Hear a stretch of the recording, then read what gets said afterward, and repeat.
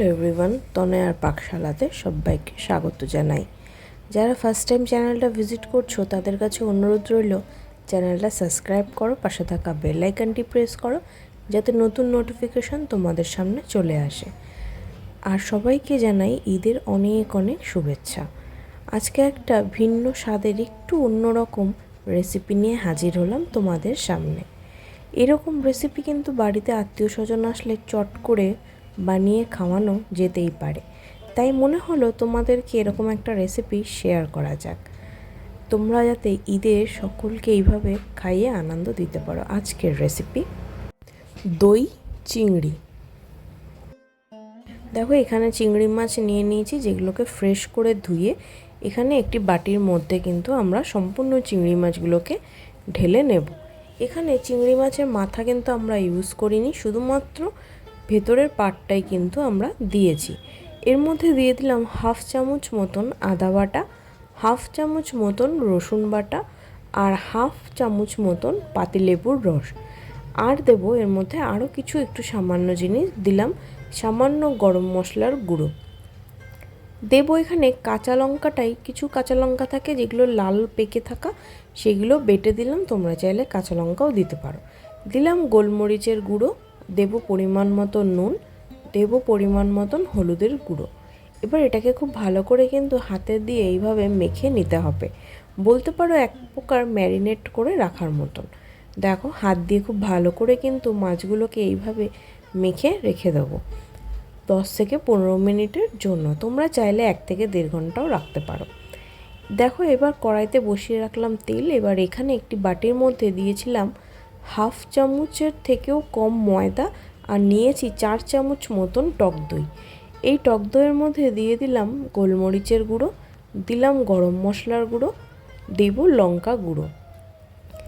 এখানে কিন্তু ময়দার মধ্যে কিন্তু দেওয়ার একটাই কারণ, টক দইতে যদি তোমরা একটুখানি ময়দা মেশাতে পারো তাহলে কিন্তু টক দই আর ফেটে ছানা হওয়ার কোনো চান্স থাকবে না। দিলাম পরিমাণ মতন মিষ্টি, দিলাম পরিমাণ মতন নুন। টক দইয়ের কোয়ান্টিটিটা তোমরা তোমাদের আন্দাজ অনুযায়ী দিও। আমরা এখানে প্রায় 500 মতন চিংড়ি মাছে 4 থেকে 4.5 চামচ মতন দিয়েছি টক দই, তোমরা এখানে এটা অ্যাডজাস্ট করে দিও। দেখো তেল আমাদের খুব ভালো কিন্তু গরম হয়ে গিয়েছে। এবার মাছটাকে আমাদের ভেজে নেওয়ার পালা। এই মাছের মধ্যে আমরা দিয়ে দেবো সেই ভাজা একটুখানি গরম তেল, দিয়ে খুব ভালো করে মাখিয়ে নিয়ে সম্পূর্ণ চিংড়ি মাছগুলোকে কিন্তু এইভাবে গরম তেলের মধ্যে ছেড়ে দিতে হবে। এই মুহূর্তে কিন্তু আমাদের গ্যাসের ফ্লেমটাকে বাড়িয়ে রাখতে হবে, যাতে এর স্কিনটা সহজেই ধরে নেয় এবং এর মধ্যে থেকে যে জলটা বের হওয়ার কথা সেই জলটা যাতে বের না হয়, তাহলে পরে কিন্তু চিংড়ি মাছটা ভাজা যাবে না এবং সেটা খেতে ভালো লাগবে না। দেখো আমাদের এখান থেকে কিন্তু চিংড়ি মাছের দিয়ে একটুও জল বের হয়নি, তার আগেই কিন্তু মুখটা পুরোপুরি তার চিংড়ি মাছের যে গাটা সেটা কিন্তু সিল হয়ে গিয়েছে। এবার দেখো একটু উল্টে পাল্টে ভালো করে ভেজে নিলেই যথেষ্ট। চিংড়ি মাছ কিন্তু খুব বেশি ভাজার কোনো প্রয়োজন নেই, তাহলে পরে শক্ত হয়ে যাবে, যেটা খেতে একদম ভালো লাগবে না। সম্পূর্ণটা তুলে নিয়ে ওই তেলের মধ্যে দিলাম কাঁচা লঙ্কা আর তেজপাতা। এবার সেই ফাটিয়ে রাখা টক দইটা সম্পূর্ণটা দিয়ে দেবো, দিয়ে খুব ভালো করে কিন্তু এভাবে একটুখানি নাড়িয়ে নিতে হবে। টক দই দেওয়াতে কিন্তু চিংড়ি মাছের স্বাদ একদম অন্যরকম, আর যেহেতু দই চিংড়ি সেহেতু কিন্তু টক দইয়ের পরিমাণটা একটু বেশি থাকলে আর একটু টকটক ব্যাপারটা থাকলে কিন্তু বেশ ভালো লাগবে। দেখো ভালো করে নাড়িয়ে চাড়িয়ে নিয়েছি, আবারও ভালো করে নাড়িয়ে নিয়ে সেই বাটিটা ধুয়ে অল্প একটু জলের মধ্যে অ্যাড করলাম, দিয়ে আবারও কিন্তু খুব ভালো করে কষিয়ে নেব। এর মধ্যে দিয়ে দেবো কিছু গরম মশলা, জায়ফল তো এখানে আমরা ব্যবহার করিনি, দিলাম জয়িত্রী, দিয়েছি এখানে এলাচ, দারচিনি, লবঙ্গ, দিয়ে কিন্তু খুব ভালো করে আবারও নাড়িয়ে নিতে হবে। এবার মশলা একটু ভালো কষে উঠলে দিয়ে দেবো চিংড়ি মাছগুলো, দিয়ে কিন্তু আবারও আমাদেরকে 5 থেকে 7 মিনিট মতন ভালো মতন কিন্তু কষিয়ে নিতে হবে। দেখো এখানে গরম মশলাটা চাইলে কিন্তু তোমরা ফোড়নেও দিতে পারো, আমরা ফোড়নে দিইনি, দিলাম মিডিলে। এবার সেই বাটি ধুয়ে মশলা যেটার মধ্যে আমরা চিংড়ি মাছ তুলে রেখেছিলাম সেটাকে ধুয়ে কিন্তু সেই জল এখানে আমরা দিয়ে দেবো।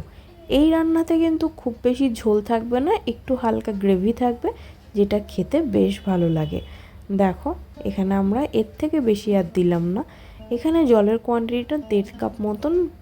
এখানে দিলাম কিছু কাঁচা লঙ্কা দিয়ে ঢাকা চাপা দিয়ে 5 থেকে 10 মিনিট মতন ফুটিয়ে নিলেই কিন্তু আমাদের চিংড়ি মাছ একদম রেডি। চলো এটাকে আমরা একটা কাঁচের প্লেটের মধ্যে সার্ভ করছি। ভিডিওটা ভালো লাগলে অবশ্যই কিন্তু চ্যানেলটা সাবস্ক্রাইব করবে, পাশে থাকা বেল আইকনটি প্রেস করবে। আর ঈদের দিনে সবাইকে এইভাবে রেঁধে খাওয়াও আর জানাও তাদের কেমন লাগলো রেসিপিটি।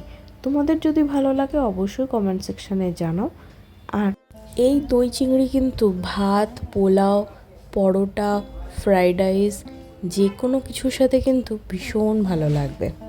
উপর থেকে গার্নিশিংয়ের জন্য একটা কাঁচা লঙ্কা দিয়ে দিলাম। কি টেম্পটিং লাগছে না দেখতে? তাহলে চট করে বানিয়ে ফেলো আর সবাইকে তাক লাগিয়ে দাও ঈদে। ধন্যবাদ। দেখা হচ্ছে আরও একটা রেসিপির সাথে। আমি আমার মা ফিরে আসছে।